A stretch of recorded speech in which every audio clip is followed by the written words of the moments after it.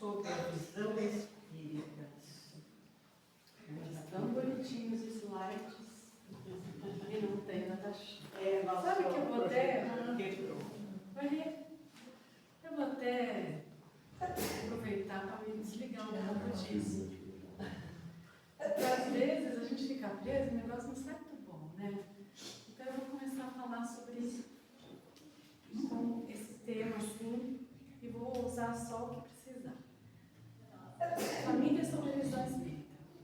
Deus, quando criou o homem, quando criou a mônada, né, que evoluía para esses vários reinos, mineral, vegetal, animal e nominal. Quando nós chegamos no reino nominal, nós já vemos os seres agrupados, não é?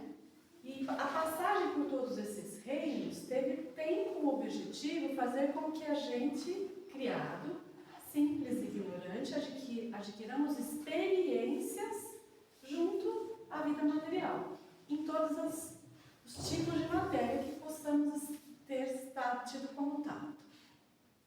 Muito bem, quando nós entramos no reino nominal, começamos uma caminhada um pouco diferenciada, porque aí vem o desenvolvimento da razão, né? Que nos outros reinos ainda não existia, da razão e dos sentimentos. Faz parte da evolução. E para que essa evolução seja plena, o Pai resolveu nos dar uma mãozinha. Falou, olha, vocês que agora estão nesse reino, vocês não precisam mais caminhar sozinhos, vocês vão caminhar em grupos, acompanhados. Por quê? Muitos animais, não conheço todos os animais, mas alguns animais, eles ficam adultos e ficam sozinhos, eles se separam da mãe, né? O pai geralmente nunca nem fica junto da família, né? Da cria, da fêmea. O macho vai embora, geralmente. A fêmea fica até os animais crescerem, terem independência para sobreviver sozinho, depois eles seguem cada um para a sua vida. Mas vocês vão ter uma ajudinha, vocês vão viver juntos para que vocês consigam, juntos, aumentar as possibilidades de aprendizado uns com os outros. Porque juntos, vocês vão poder desenvolver alguns sentimentos como solidariedade, como apoio, né? Como confiança, tolerância. Isso faz parte do nosso crescimento. Então está aí um presente para vocês, a família. Mas há quem diz que não foi um presente muito bom, foi um presente grego, né? Que há quem diz que a minha família foi um presente grego. No livro Pão Nosso, é um pequenininho, ele começa falando sobre a família, que a família é uma reunião de seres que estão colocados num cadinho, ou seja, numa panelinha que vai no fogo para cozinhar todo mundo junto, ou seja, é um apuro de todo mundo ali dentro, numa única panelinha, a fim de que haja essa interação para a evolução, para promover a evolução de todos. Então a família ela tem como objetivo nos dar ferramentas para desenvolver a nossa evolução de uma forma plena. Isso é o objetivo. Então o homem começou a se agrupar, né? Viver desde as cavernas já começou a ter agrupamentos. E com a evolução esses agrupamentos se tornaram laços mais fortes. Mas esse aprendizado depende também da nossa vontade, do que nós queremos aprender. E nas relações que a gente tem mais com outra pessoa, ou com mais de um, existe aquela necessidade de abrir mão da gente em função do outro, em algumas ocasiões, de ceder. Nós somos diferentes, somos colocados juntos, mas somos pessoas diferentes.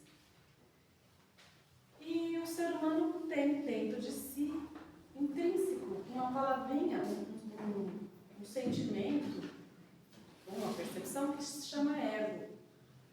O ego, ele foi colocado na nossa essência, mesmo porque ele faz parte da base para que nós busquemos a sobrevivência, a lei da sobrevivência. O ego, ele traz aquela necessidade de, olha, eu tenho que cuidar de mim, porque eu tenho que sobreviver. Então, lá na Idade da Pedra, isso era muito importante. O ego foi muito importante. Mas o ego é o começo de egoísmo, né? É o princípio do egoísmo. E o que é egoísmo? Eu quero o melhor para mim.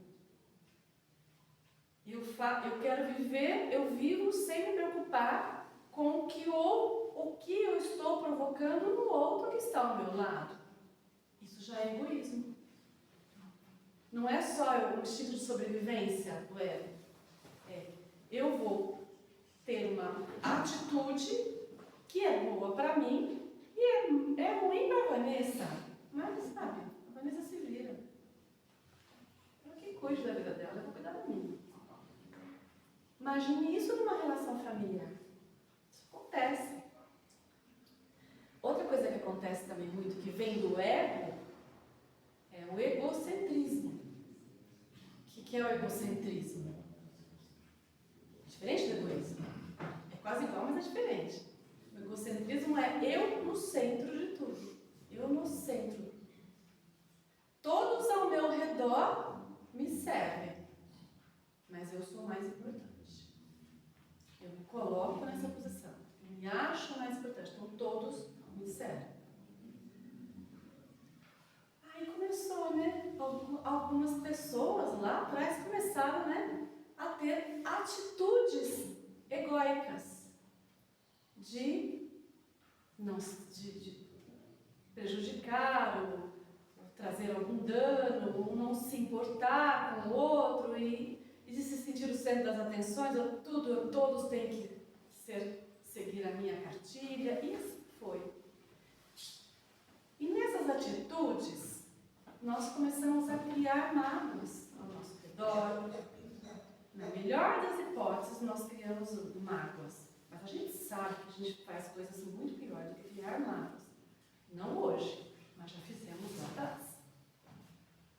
Muito piores, que a gente não tem noção do que nós fomos capazes de fazer lá atrás. É só a gente lembrar dos filmes que passa na televisão, Sessão da Tarde, no Império Romano, no Império Persa, no Antigo Egito, como que era as relações entre eles. Não teve um imperador que foi morto pelo assassinato do pelo filho romano? Não sei qual deles. César. Foi um César, que o próprio filho matou porque queria o lugar do pai. Família. Né? Então, Brutus, isso mesmo. Então, se lá naquela família aconteceu, vocês acham que só na família do César acontecia isso? Não acontecia. Acontecia em todas as famílias. Então, nós vamos criando ao longo das nossas vidas, e nós partimos do princípio aqui, que nós somos reencarnacionistas, que nós nascemos, fomos evoluindo na matéria várias vezes, chegando no nominal, e nascemos várias vezes no nominal, e em cada vez que nós nascemos numa família diferente, de corpos diferentes, certo? Não necessariamente de espíritos diferentes. E nós estamos falando agora de reencarnação. Falamos de encarnação, estar na carne, nascer. Nascer, viver, morrer, reencarnar para sempre. Não é? Assim é a lei. Então, nas várias vidas, nós viemos burilando o nosso ego, cada vez mais forte o nosso ego. Alguns mais, outros menos. Alguns, ao contrário de burilar, deixar o ego mais forte, fez o contrário, baixou o ego e começou a desenvolver o oposto do ego, que é a palavra do egoísmo, que é a palavra altruísmo. Altruísmo é não ser egoísta, fazer O oposto que um egoísta faz. Cuidar do outro como cuida de si mesmo. Não ser egocêntrico. Entender que todos nós estamos na mesma situação, no mesmo patamar, e todos temos as mesmas necessidades. E que eu não sou melhor nem pior que ninguém. Isso é não ser egocêntrico.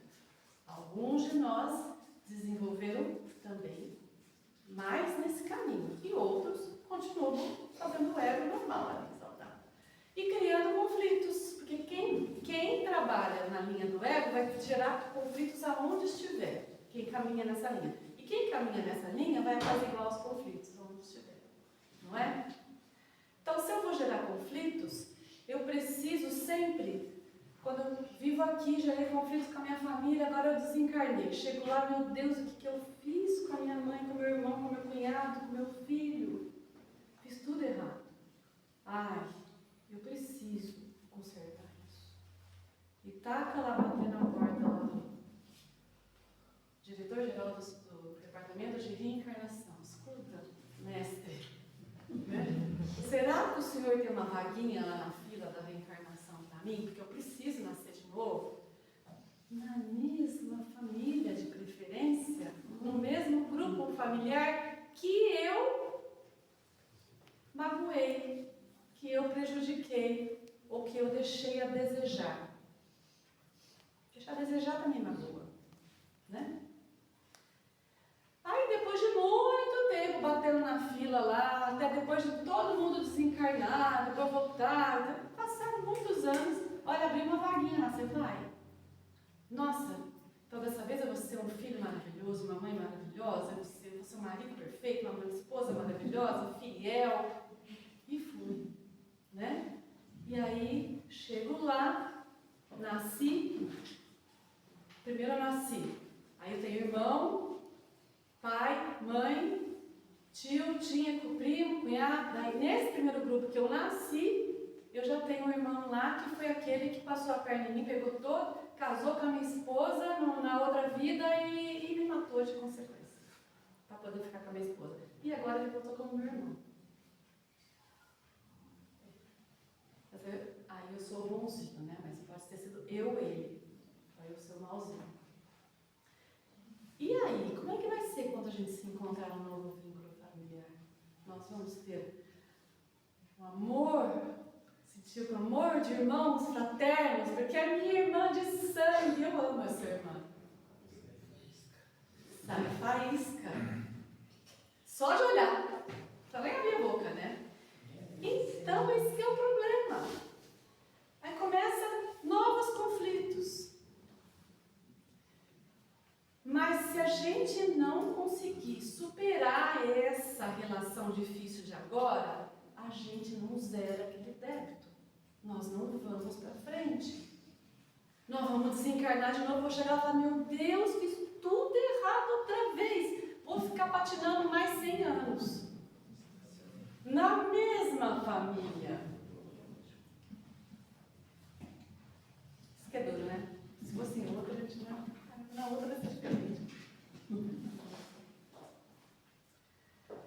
E é isso, né, gente, que a família representa. Uma oportunidade da gente fazer diferente, da gente optar pelo caminho oposto do egoísmo, oposto do ego, caminho da tolerância, da compreensão de que, né, as coisas não são do jeito que a gente gostaria que fosse. E como a doutrina espírita ajuda muito isso, porque se a gente não tem essa visão espírita, é muito mais difícil tolerar aquele cunhado chato, né? Ou aquela cunhada que dá palpite em tudo na sua vida. Mas se eu sei que ela está ali, que ele está ali perto de mim, por razões kármicas, para ajustes de desafetos do passado, então eu vou fazer a minha parte. Eu vou tolerar um pouco mais até o meu limite. Eu tenho que, não é que até o meu limite, eu vou esticar o meu limite um pouquinho mais. Porque limite todo mundo tem, mas ele pode ser esticado. Depende da nossa boa vontade e depende também da nossa ligação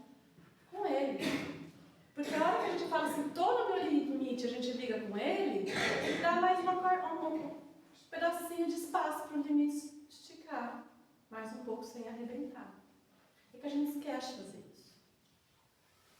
A gente esquece. Na hora do aperto, na hora da correria, na hora da confusão, a gente esquece de pedir essa proteção para poder não deixar arrebentar a corda do limite. Não é?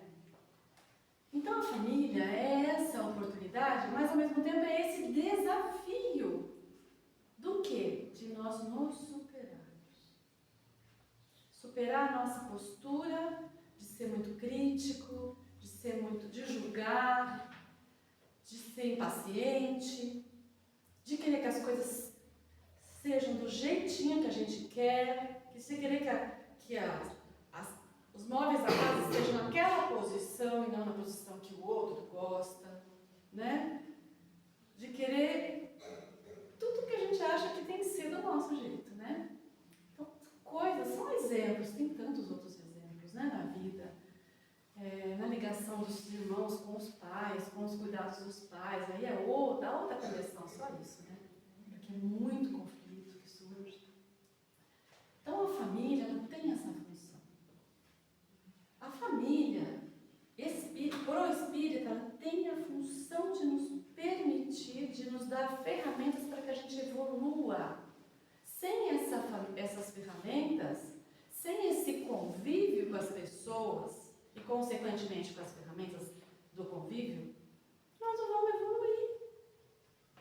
É simples assim. Quem que evolui vivendo sozinho? Que tipo de ser humano vai ser aquele que vive todas as encarnações sem ter uma família? Solteiro ou solteira, nasceu, mas sempre vai ter que ter uma família, né, gente? Porque vai ter que nascer de alguém, né?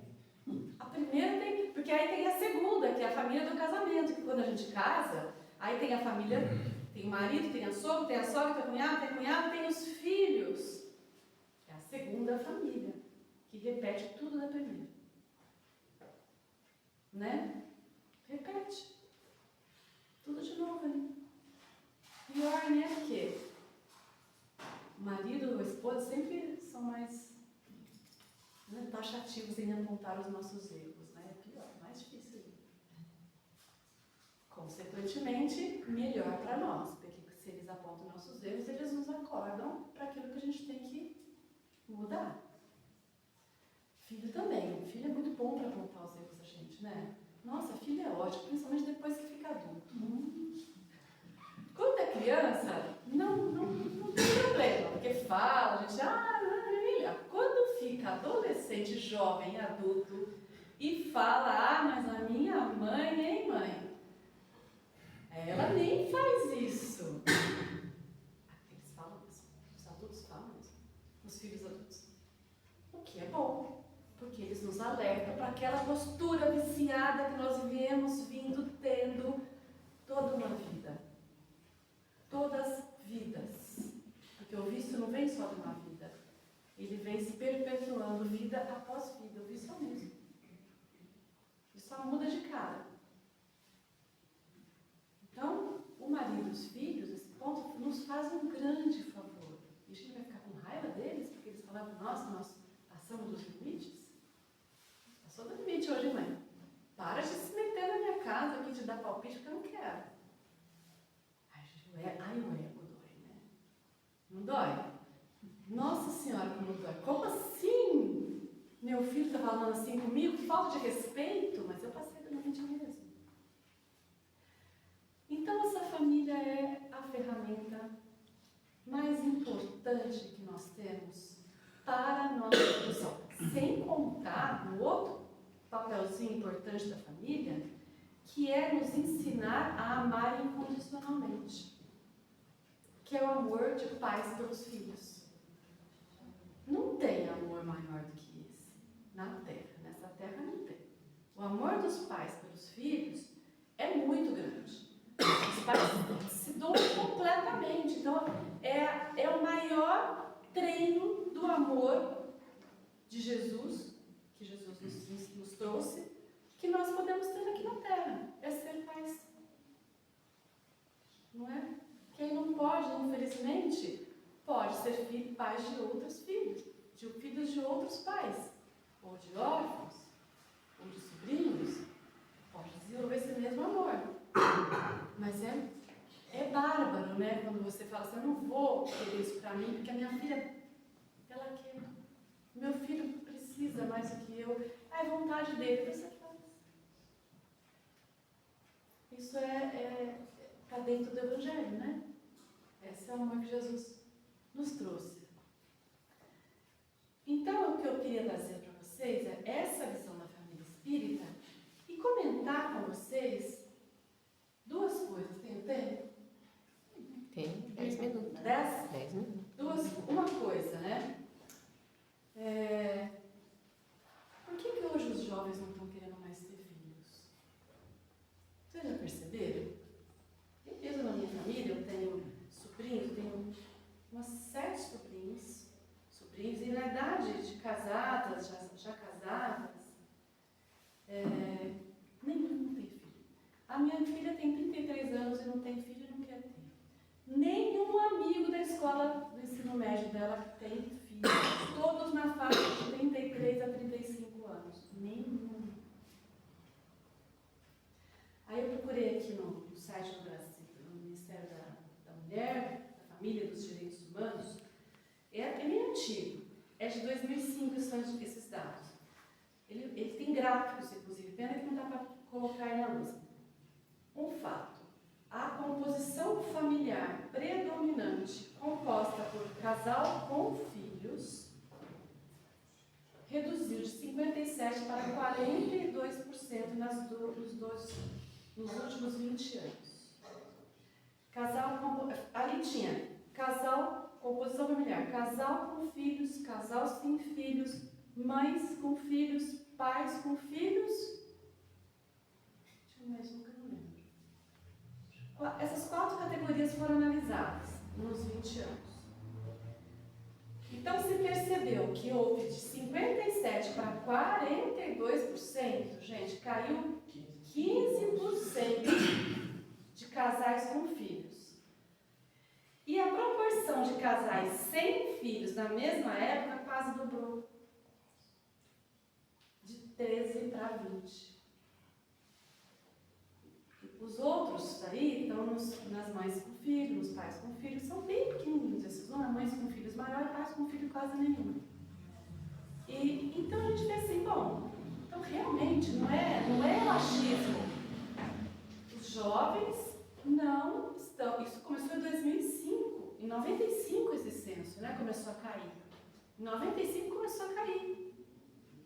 E hoje, se fizer essa mesma leitura, eu tenho certeza que esse número vai aumentar. Vai ter mais casais sem filhos. Por quê? Porque eu não tenho tempo. Porque a criança dá muito trabalho. Porque custa demais ter um filho. Aí se eu for ter um só, né? E não tem coisa mais triste do que família de um filho só.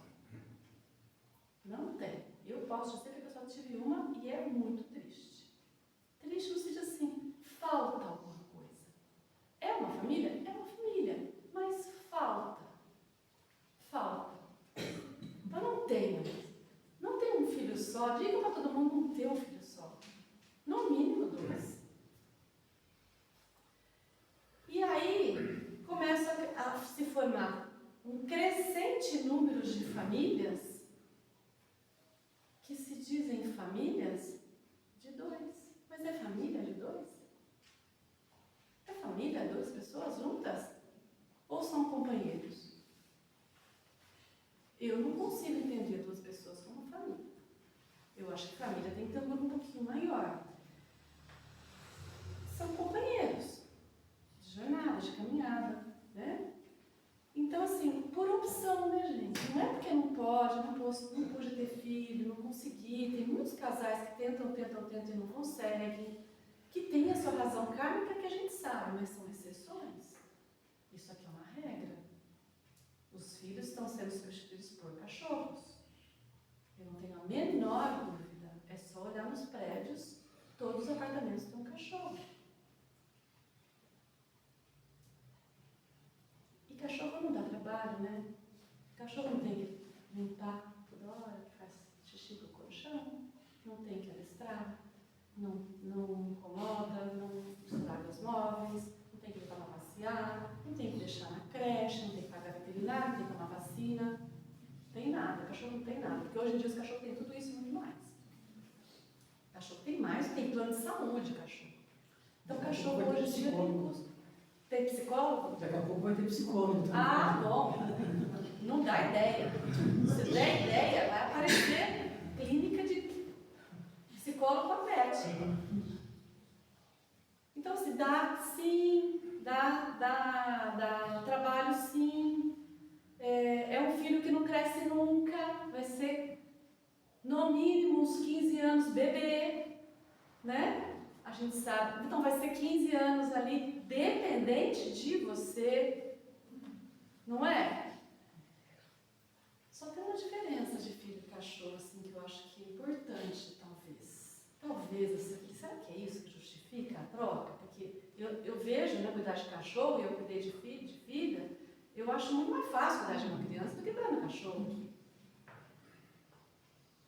Eu tinha cachorro na época, mas minha cachorra na época era um cachorro normal. Ele ficava no quintal, não era um cachorro humano, certo? É diferente. Eu pensei, cheguei a seguinte conclusão. O cachorro tem uma vantagem em relação à criança. Sabe qual é? Não falo. Não faz problema? Não te responde, não te contraria. Mostra seus defeitos? Não mostra seus defeitos. É muito melhor que um cachorro. Às vezes eu acho o cachorro é melhor do que o ser humano. Quantas vezes eu joguei essa frase? Os cachorros são ótimos. Mas quando a pessoa fala isso, né, é porque ela está com problemas no relacionamento com os seres humanos. Então os problemas são os seres humanos e não ele. Não eu. São os outros ao meu redor que me causam problema. E é verdade, né?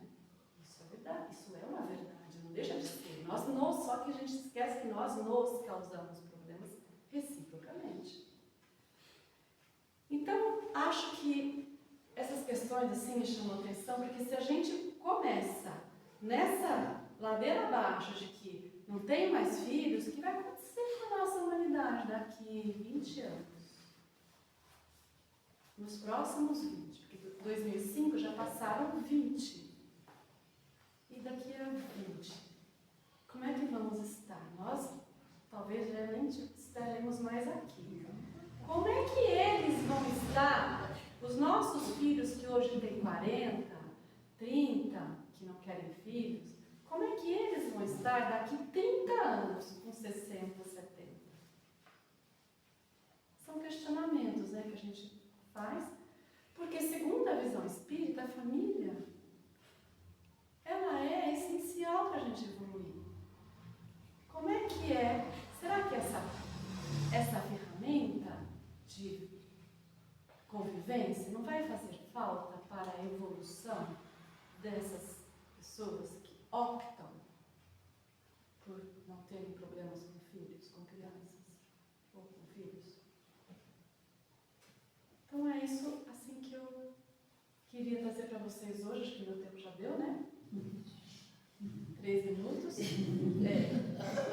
uma reflexão, né? E assim, só para terminar, vou resumir aqui o finalzinho. Sugestões para a gente ter relacionamentos harmoniosos. Número 1. Ali, para viver, nós que escolhemos família, né? Vamos antenar. Tirar o foco de nós mesmos. Olhar para o outro e ver. Escutar e ouvir. Né? Ser proativo. Vou auxiliar você espontaneamente, não precisa esperar sem pedir. Né? Vai lavar sua roupa, vai limpar o chão, não precisa esperar. Vou lavar a louça porque eu estou vendo. Ser proativo, não é? Ser prestativo, ajudar o outro espontaneamente. Ser comprometido, ter empatia com o sentimento do outro, entendendo que ele é diferente de mim e que ele tem outras necessidades diferentes da minha. Será que eu vejo ele assim? Será que eu vejo ele ou ela tem as necessidades reais que ele tem, que não são as mesmas minhas? E aí vem a tolerância. não é? Respeitando o ponto de vista do outro, que não é igual ao meu, entendendo que nós temos todos os direitos e todos os deveres do mundo num relacionamento. Então, ter autolimite e evitar abusos para o outro. E, principalmente, né, ter coerência, que é agir na família da mesma forma que nós agimos lá fora na sociedade. E isso é o mais difícil, né? Gratidão pela família. Minha família pode não ser perfeita, mas obrigado, Senhor, porque é a melhor do mundo. Estava aqui no último slide. Então, todos estamos no lugar certo. A família que eu pedi. A família que é exatamente o que você pediu, o que nós pedimos. Certo, gente? Muito obrigada pela noite. Receba os passos com a luz de Jesus. Obrigada pela oportunidade. Obrigada a você.